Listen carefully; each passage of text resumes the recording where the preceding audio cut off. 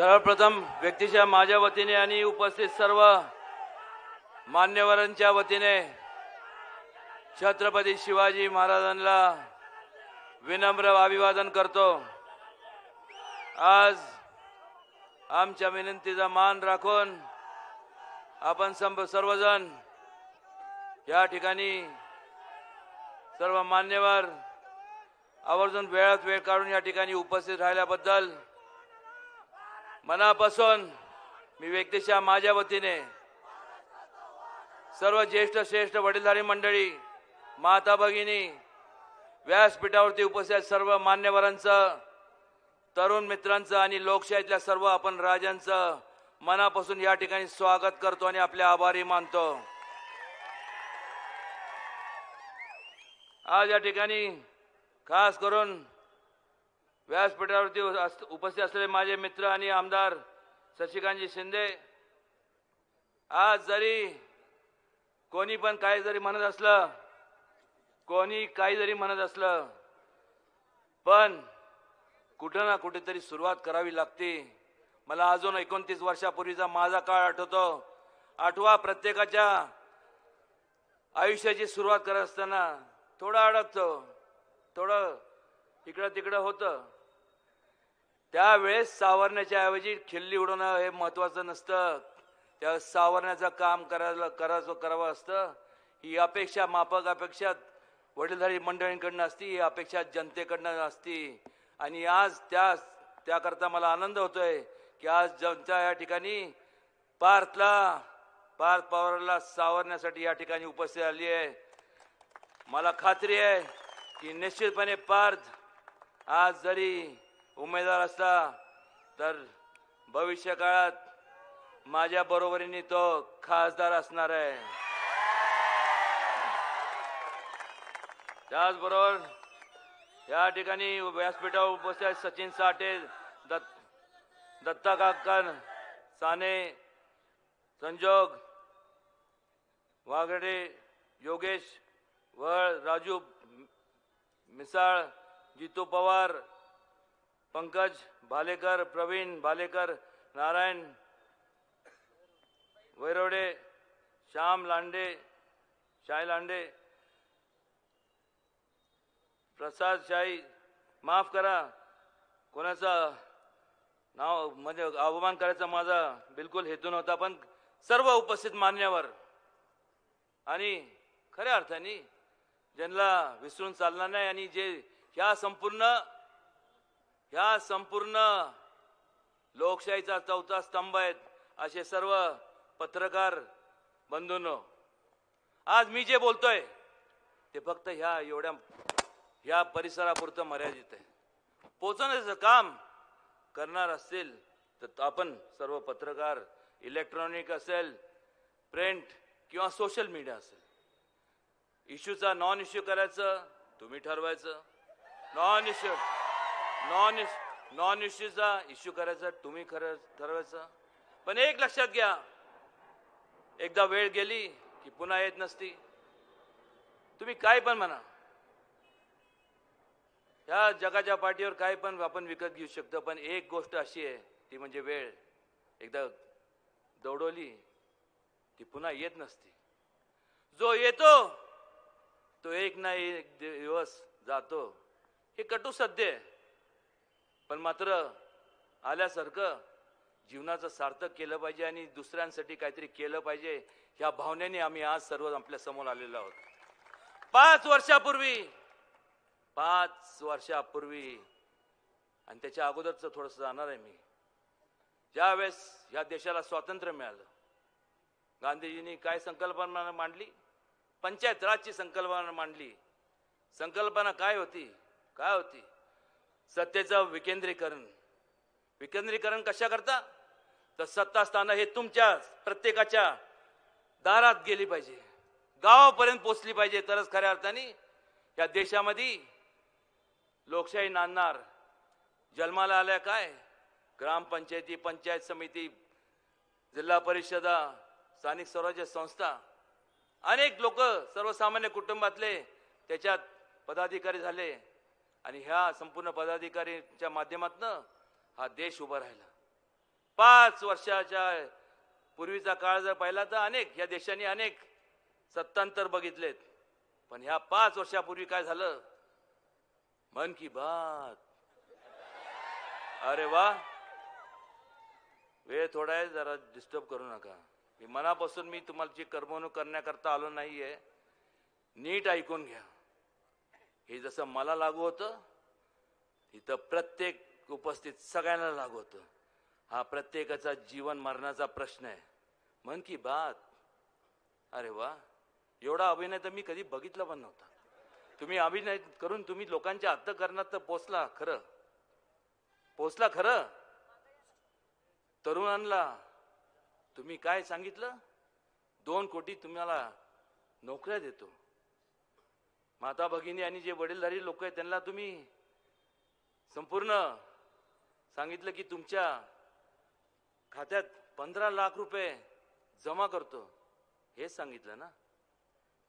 सगळे ह्या देशातले सर्व जनतेतले लोकशाहीतले सर्व आपण राजे एक टक लावत त्या रेडिओकडे, ट्रान्झिस्टरकडे, टीव्हीकडे, मग सगळं सोशल मीडियाकडे पाहत होतो ना. काय चुकलं लोकांचं? लोकांनी विश्वास ठेवला, हेच चूक झाली का? तुम्हाला वाटलं की आपण फार हुशार झालो काय?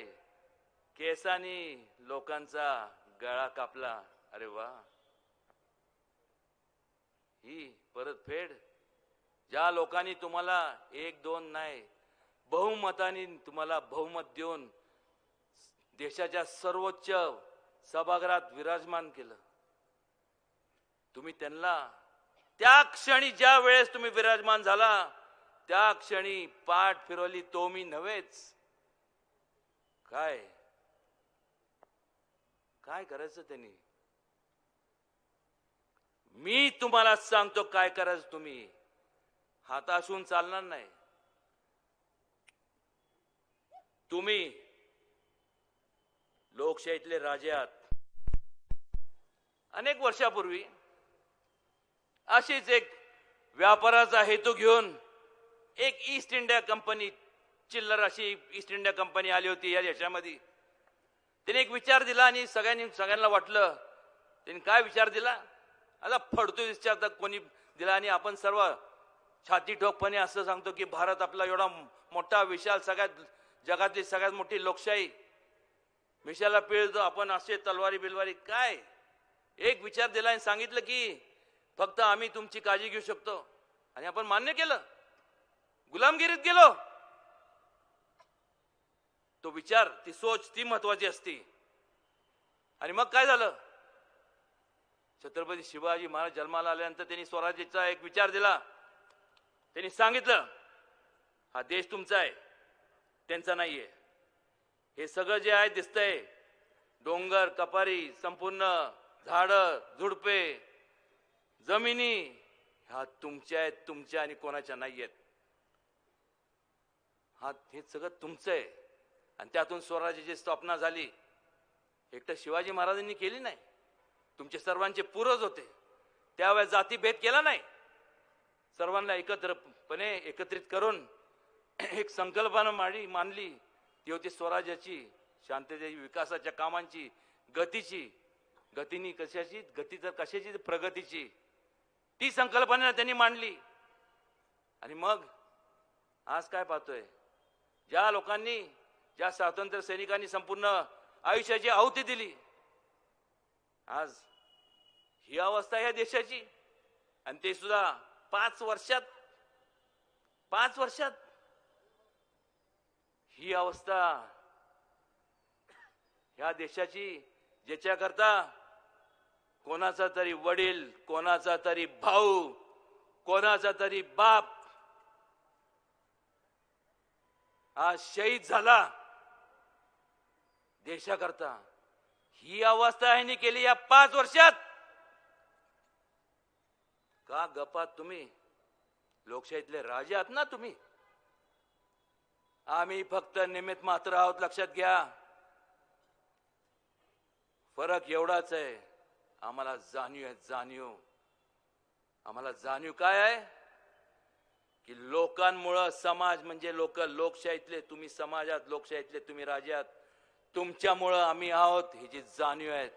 आणि ह्यांना निवडणूक पार पडल्यानंतर त्यांना फक्त मत बटन दाबून ज्यांना मत घ्यायची फक्त कळतं, पण वैचारिक तुमच्या मताची काही किंमत नाही. त्यांना फक्त मत पाहिजे, मत. तुमच्या विचाराची किंमत नाही जी आम्हाला आहे. आम्हाला तुमच्या वैचारिक मताची किंमत आहे जी छत्रपती शिवाजी महाराजांना होती. आणि त्यामुळं आम्ही असं कधी म्हणणार नाही. आम्ही काय म्हणतो, तुमच्यामुळं आम्ही आहोत. आणि ते काय म्हणतात, आमच्यामुळं समाज आहे. हा मोठा फरक आहे. आणि मग अहंकार आला, काय येणार नाही. अहंकार आला आणि मग झालं काय, सत्तेचं केंद्रीकरण, दिलेले आश्वासन एका पाठोपाठ एक जे दिले आपण तर विसरलो, पण दिले ज्यांनी दिले ते सुद्धा विसरले. सोयीप्रमाणे झालं काय, मग जे व्हायचं होतं तेच झालं. काय होणार होतं, काय वेगळी अपेक्षा तुम्हाला तरी काय होती. जेव्हा विचारांनी एकत्र लोक एकत्र येतात तेव्हा त्यांना एकत्र ठेवण्याकरता ताकदीचा, माल्टा, पैसा, आमिषाचा, दबाव तंत्राचा वापर करावा लागत नाही. त्याचं कारण, मूळ कारण एकच असतं. कारण उद्दिष्ट एक आहे. जाण्याचे मार्ग वेगळे असतील पण उद्दिष्ट तिथं पोचायचं आपल्याला. या देशाला महासत्तेकडे न्यायचंय. ह्यांचं उद्दिष्ट काय होतं, ही स्वार्थापोटी एकत्र आलेली लोक. स्वार्थ संपला, अजून संपला नाही, तर ही आता यांची भांडणं लागली, वाडावाडी. बघताय तुम्ही कितपत टेकणार, काय अपेक्षा करायची. ज्या वेळेस ती मन की बात करत होते, मन की बात, नीट विचार करा. आता या 5 वर्षामध्ये जर त्यांनी खऱ्या अर्थाने मन की बात केली असती तर आज एवढी सुवर्ण संधी त्यांनी दौडवली नसती.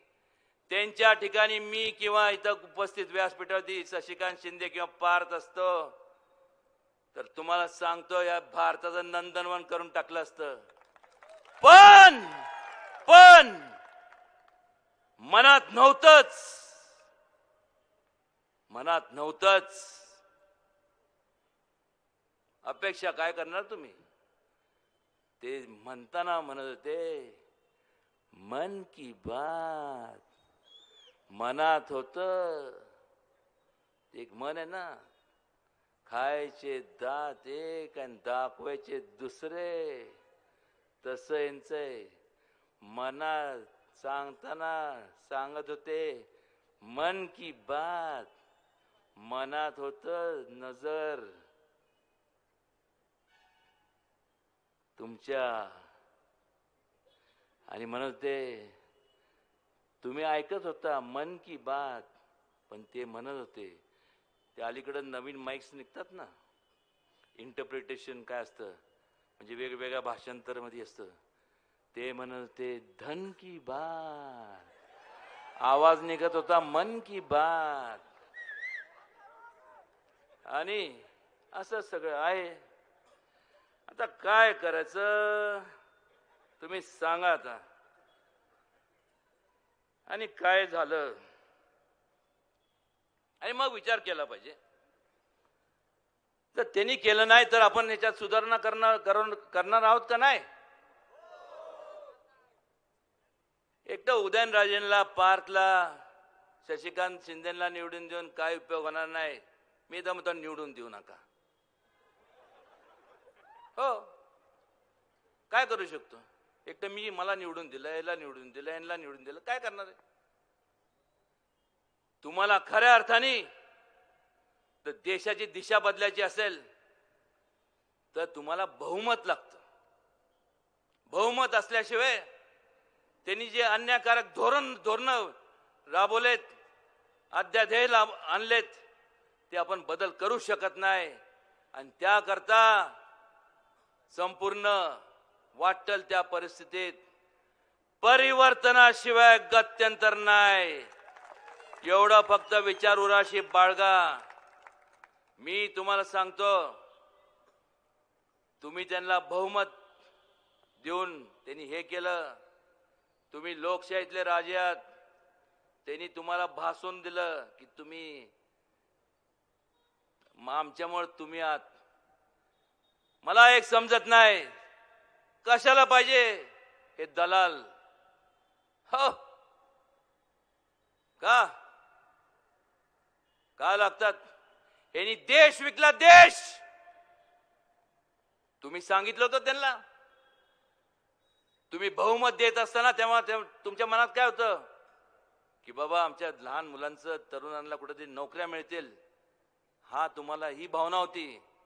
कुठेतरी आमच्या खात्यात 15 लाख येतील. मी तुम्हाला सांगतो, दोन्ही शक्य आहे. उदयनराजे करून दाखवणार.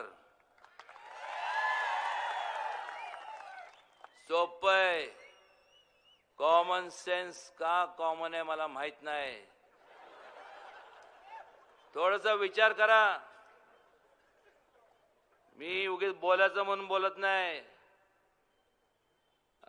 शेवटी निळू फुलेंच्या तालमीमध्ये तयार झालेला मी आहे. आलं का लक्षात? या मायला यांच्याकडे बघूनच घेतो. मी नाही. मी कधी बघून घेऊ शकतो? ज्या वेळेस तुमच्या सगळ्यांची साथ असेल तर. तुम्ही आता विचार करत असणार, मला माहिती आहे. प्रत्येकामध्ये थोडा ना थोडा काहीतरी अवलीपणा असतोच. जसं माझ्यामध्ये हे आहे. मी विचारायला जाणार नाही तुमच्यामध्ये काय आहे. रात्र पुरायची नाही आणि मला त्याशी काही घेणं देणं नाही. पण एक सांगतो, मला माहिती आहे तुम्ही विचार करत असणार. निवडणुका आल्यात, बोलणार, इतर येतात, उदयनराजे आलेत, फोक मारणार, जाणार. मी उदयनराजे लक्षात घ्या. फोक बेक नसते. जे बोलतो तेच करतो. ही माझी ख्याती आहे, ख्याती. लोक म्हणत असतील MP म्हणजे, मी एकदा विचारलं सगळ्यांना, MP म्हणजे थांबा आहेस. सभेचा वेळ संपल्यानंतर तेच आपल्याला करायचंय. एक नेता, एक आवाज. आता सभेची वेळ आहे तोपर्यंत जरा बोलू द्या, नाहीतर मला तिथं बाहेर बोंबलत चुना लावून बोंबलत बसायची वेळ यायची. ऐका, MP म्हणजे काय तुम्हाला वाटत असेल लय शिकल्यासारखे असल्यासारखं. MP, oh yeah man, yeah. MP means member of parliament. सगळे काय उत्तर दिलं? मला लागू वेगळं होतं. MP म्हणजे तुमची रक्षा करणारा मिलिटरी पोलीस आहे. Military police. कालपासून आज आणि भविष्य काळात राऊंड अप करायचं. नाईट राऊंडची गाडी असते, माहिती आहे ना? हा, जी जोरात बोलताय त्यांना नक्की माहित असणार. पण एक सांगतो, स्वतःच्या जवळचे जे बगल बच्चे होते, हानी तोनी आणि ज्या जनतेने त्यांना निवडून दिलं, ते बिचारे करायला लागले पाणी. एक लक्षात घ्या, तुम्हाला पाणी पाजण्याचं त्यांनी काम केलं ना, एवढा मोठे लागून गेले होय. ज्यांच्या जोरावर मोठे झाला त्यांना विसरलं. अहो जो पाया विसरतो हे मस्त मोठी इमारत आहे, खालचा जर बेस पाया काढला तर काय होणार. आणि त्यामुळे सांगतो, ज्यांनी संपूर्ण जे केले ना मोठे, त्यांचं खासगी जर तुम्ही संपूर्ण मालमत्ता जर पाहिली, ह्या देशाच्या अर्थसंकल्पापेक्षा मोठी कशी काय. हा देश विकला. नॅचरल रिसोर्सेस, नॅचरल गॅस येतो, नॅचरल क्रूड ऑइल येतं, नॅचरल पेट्रोलियम येतं. हे कोणाच्या बापाची मालमत्ता नाही, ही या देशाची मालमत्ता आहे. विकली कशी तुम्ही. आणि ठीक आहे चला विकली, आणि मग हे सगळे, तशी ईस्ट इंडिया कंपनी होती तशी आता ही बिझनेस इंडिया कंपनी. तसं त्यावेळेस शिवाजी महाराजांनी विचार दिला, तसं तुम्हाला मी एक सांगतो, त्यांच्या उंचीपर्यंत मी जाऊ शकणार नाही, पण एक सांगतो, ज्यांचं रक्त माझ्या हातात आहे, त्यामुळे वान थोडंफार मला सुद्धा समजतं. मागच्या जन्मी काहीतरी माझ्याकडनं इंच पण नाही, थोडंसं कणभर जास्त पुण्याचं काम घडलं असावं, म्हणून एवढ्या मोठ्या घराण्यात जन्माला याचा मला लाभ मिळाला. आणि ज्या घराण्यांचा मी वारसा सांगतो आणि त्याचा वसा घेऊन पुढे चाललोय, याद रखात सर्वांनी, सर्व जे कोण असतील, नी एन फी गाठ पहिली माझ्याशी आहे. तुम्ही फक्त जसं त्यांना बहुमत दिलं ना, काही विचार करू नका. ह्यांनी ही दुरावस्था केली, मूठभर लोकांचे खिशे भरण्याचं काम केलं. देश आज संपूर्ण आर्थिक उंबरठ्यावरती आहे, म्हणजे आर्थिक दिवाळीखोराच्या उंबरठ्यावरती आहे. आज परिस्थिती अशी आहे, आज नाही तर कधी नाही.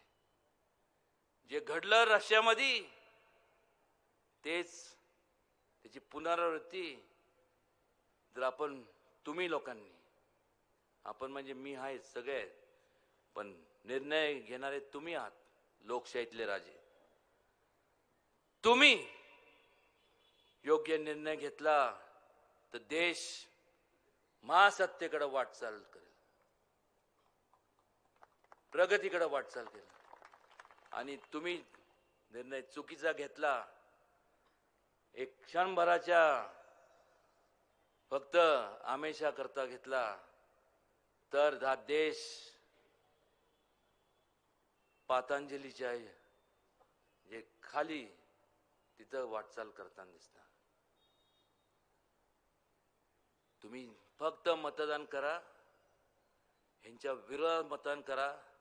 मी सांगतो तुम्हाला, ही सगळे नी आहेत ना, आई शपथ, अंबाबाई शपथ सांगतो, लाईन दोरीत उभी करेन त्यांना. कुठल्या गाड्या? 22-24 कोटीची गाडी काय? गाड्या सगळ्या लाईन, पहिल्या लाईनीत लावेन, सगळ्यांना लाईनीत उभं करेन. त्यावेळेस तुम्ही सर्व जनतेचे राजे,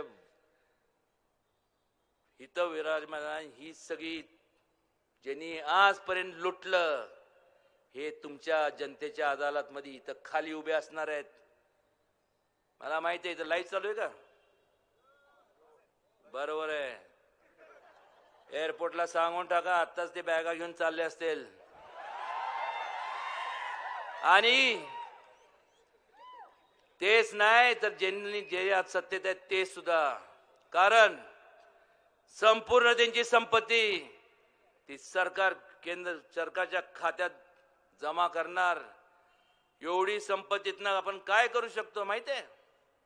जेवढे तरुण या ठिकाणी आहेत, ह्या सर्व तरुणांना फ्री एज्युकेशन आपण देऊ शकतो. आपण काय करू शकतो माहिती आहे? जे आज फक्त पैसे अभावी उपचार करू शकत नाही, त्यामुळे मृत्यू होतं, त्या देशातल्या प्रत्येक नागरिकाला फ्री मेडिकल एड उपचार सेवा आपण देऊ शकतो. आणि ज्यांना घरं नाही राहायला फुटपाथवरती जे बांधव राहतात उन्हाळ्यात पावसाळ्यात इकडं तिकडं त्यांना फ्री आपण हाऊसिंग स्कीम्स बांधून देऊ शकतो. ह्याच व्याज ह्यांनी जी संपत्ती एवढी कमवली त्याच्या व्याजातनं हे लॉंग टाइम इफेक्ट आहे. आणि जे पोटाचे खळगे भरू शकत नाहीत त्या लोकांना आयुष्यभर पाहिजे तेव्हा भरपूर असं जेवण करून आपण देऊ शकतो. आणि हे जे लोक ज्यांची संपत्ती जी देशाची संपत्ती आहे, ठीक आहे, मी पण एवढा काय कठोर नाही आहे. त्यांना काय कोणाला हे करणार नाही, कडेलोट करणार नाही. एखादं बाजूला घर बांधून देऊ, कम्युनिटी होम्स असतात, राहतील बिचारे तिथं तसेच. कारण की त्यांनी एकदा मारल्यानंतर माणूस मरतो, पण त्यांना जीवन जेवढं आयुष्य देवाण द्यावं की दररोज एवढा पश्चाताप झाला पाहिजे त्यांना की आजवर एवढे लोकांचा त्यांनी ह्या देशाच्या लोकांचा छळ केलाय तेवढा त्यांना पश्चाताप होऊन क्षणी ते मरण पत्करलं असं त्यांना इच्छा त्यांची व्यक्त केली पाहिजे. काय चुकतंय माझं? का करू शकत नाही तुम्ही? तुमच्या हातात सर्व आहे. काय नाही तुमच्या हातात? काय नाही. आणि ह्याच्यामुळं काय होणार आहे? काय होणार काय? गांधीजींची पंचायत राजची संकल्पना ही अजून स्ट्रॉंग होणार, भक्कम होणार. हा देश अजून महासत्तेकडे वाटचाल करणार. अहो का करणार नाही? कारण की आजपर्यंत तुम्हाला जाणीव करून दिली प्रत्येकाने. आमदार खासदार मंत्र्यांनी काय जाणीव करून दिली? हो तू काय कॉर्पोरेटर आहे, अरे वा, आमदार, खासदार, मिनिस्टर, असलं काय नाही. मला एक सांगा, कोण ब्रुसली आहे का हो? नाही. शाळेत असताना ब्रुसलीचा मी फॅन होतो. पण ब्रुसली कोण आहे? 2.5 ते 3 लाख लोक जेव्हा मतदान करतात तेव्हा एक आमदार निवडून जातो. 17, 17.5, 18 लाख लोक जेव्हा मतदान करतात तेव्हा एक खासदार निवडून जातो. ठीक आहे. ज्या वेळेस तुम्ही निवडून देता आणि जर ते व्यवस्थित वागले नाही तुमच्या, जर कोणामध्ये जर अहंकार आला, एक 2.5 लाख लोक एकाचा बंदोबस्त करू शकत नाही. 18 लाख लोक मला सोडून इतरांचा बंदोबस्त करू शकत नाही.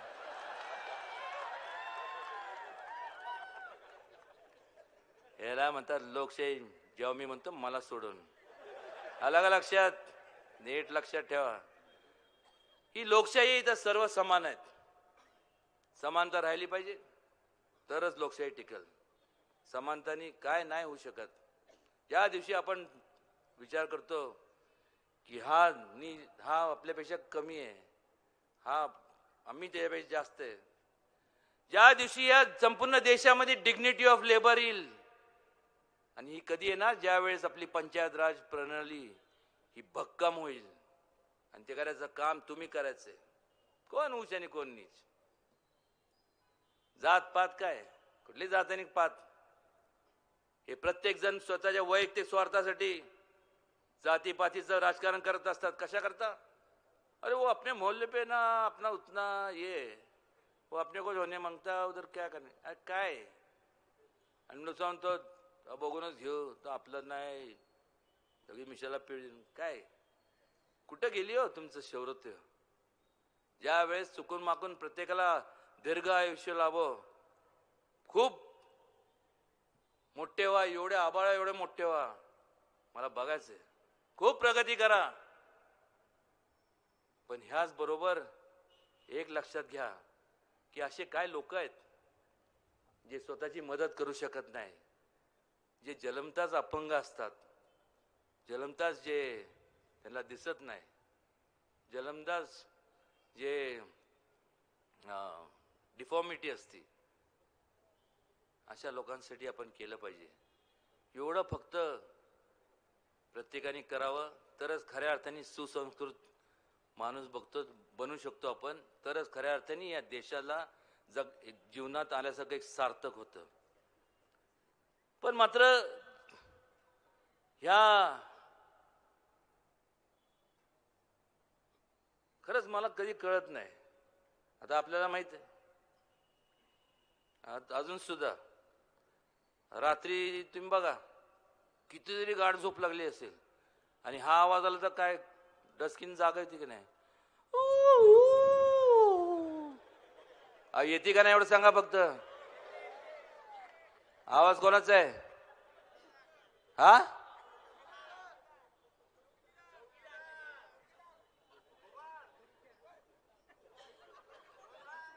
परत सांगतो, तुम्ही इथं काय चुकतंय. चौकीदार का असा आवाज काढतो? मार खायचा का?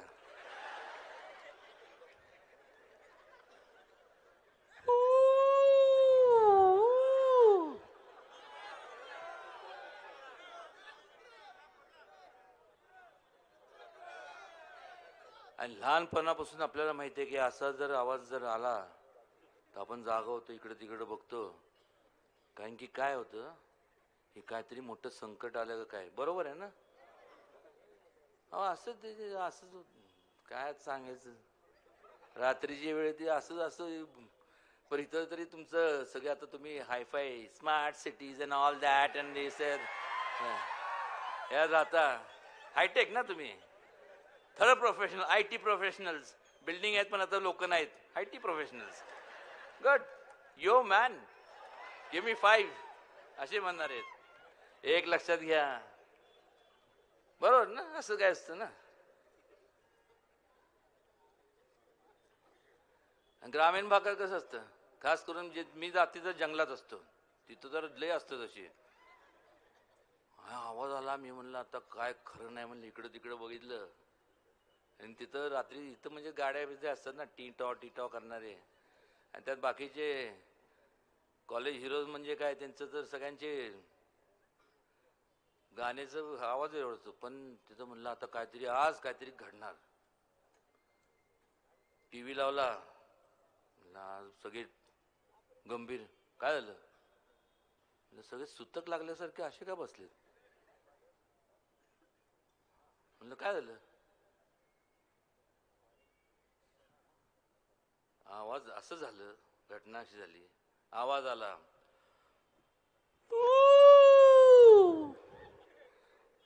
जाग एका व्यक्तीला आली आणि आपल्या सगळ्यांची झोप उडाली.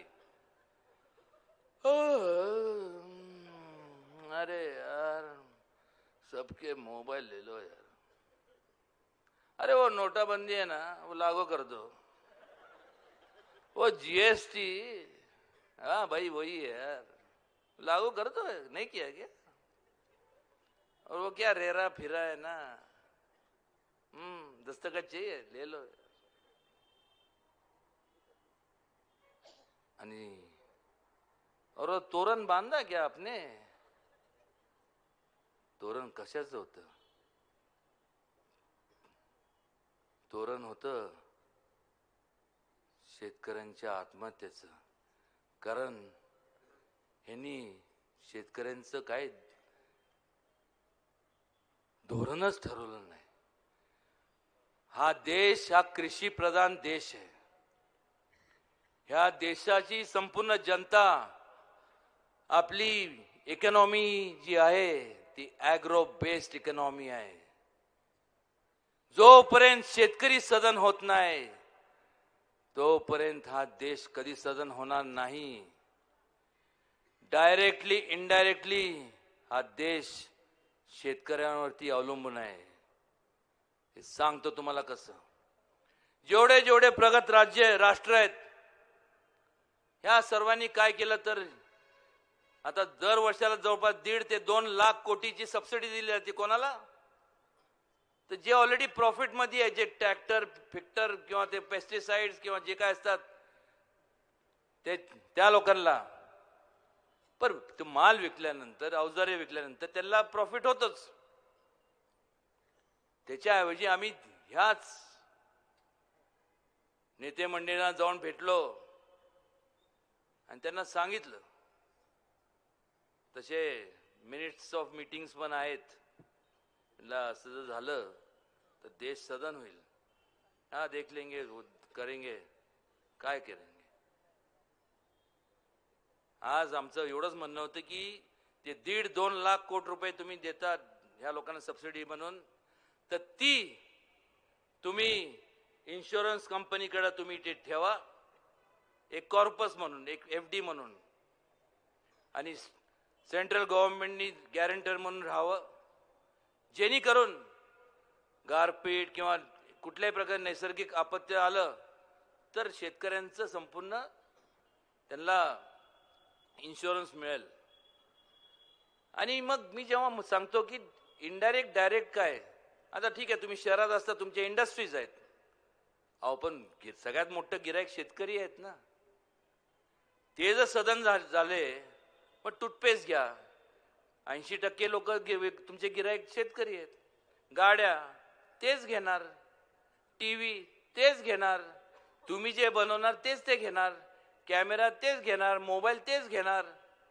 आणि मी त्यावेळेस सांगितलं होतं, तुम्ही बघा, बारकाने विचार करा की ज्या वेळेस जागतिक पातळीवरती मागं काय वर्षांपूर्वी जेव्हा जगात सगळीकडे रिसेशन होतं, त्यावेळेस आपल्या भारतात रिसेशन नव्हतं. जाणीव सुद्धा झाली नाही. का? तर आपली एक ॲग्रो बेस्ड इकॉनॉमी आणि सेव्हिंग्स जी आपली संकल्पना आहे. बघा आपल्या म्हणजे आजी आजोबा म्हणायचे किंवा आई वडील सांगतात, अंथरून बघून पाय पसरा. आपण 100 रुपये कमवले, त्यातले आपण 70 रुपये सेव्हिंग मध्ये ठेवतो आणि 30 रुपये मग खर्च करतो, आणि त्यामुळे आपल्याला जाणवलं नाही. पण आज बहुमत असताना आज त्याच्यापेक्षा वाईट अवस्था कशा करता? हे पेटीएम बीटीएम चाललंय काय? 10 पैसे जे काय 10-15 पैसे देतो ते चाललंय चायनीज कंपनीला. ह्या देशातले जे तुमचे टावर्स आहेत, ह्या मोबाईलचे जे टावर्स आहेत, त्याचं कॉन्ट्रॅक्ट दिलं कोणाला? माहिती काढा हो, हे फार गंभीर बाब आहेत. दिलं कोणाला? तर चायनाच्या एका टायकूनला. उद्या जर त्यांनी ठरवलं टप, हसू नका, तुमची इंटरनल सिक्युरिटी धोक्यात आहे, काय राहिलं तुमचं? आणि तुम्ही सिक्युरिटीच्या गप्पा करता, डिफेन्सच्या गप्पा करता. काय राहिलं? काय काय ठेवलं? काय किती तुम्ही? आणि आज ते एक म्हण आहे ना, माणसातले मनातले हावभाव हे चेहऱ्यावर दिसतं. जर मी सुखी असेल तर सुख दिसतं, मी जर खुश असलो तर माझ्या चेहऱ्यावरती हास्य दिसतं, मी दुःखी असलो तर चेहरा असं असतो. बघा यांचे चेहरे 5 वर्षापूर्वी कसे होते, टवटवीत होते. आज चेहरे बघा यांचे. जे लोक यांनी आमेशापोटी गेले, नाव घेऊन कोणाला मोठं करण्यात, पण मी काय त्यांना मोठं समजत नाही. त्यांना धक्का दिला तसं हे करतं, चुपचाप बैठो, हे करो. चला ठीक आहे, कधी ना कधी तरी सर्वनाश होणारच आहे. आणि अशा लोकांचा जर लवकर झाला तरच या देशाची प्रगती होणार.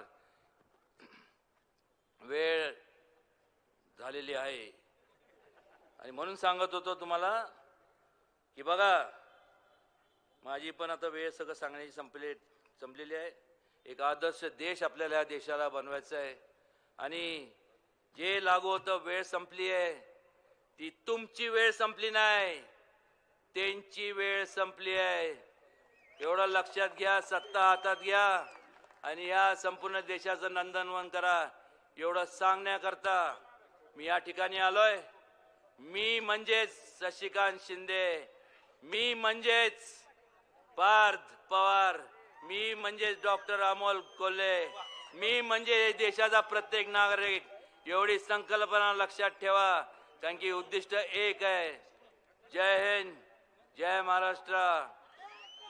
आणि लोकशाहीतल्या सर्व आपण राजांना वाकून नमस्कार. धन्यवाद.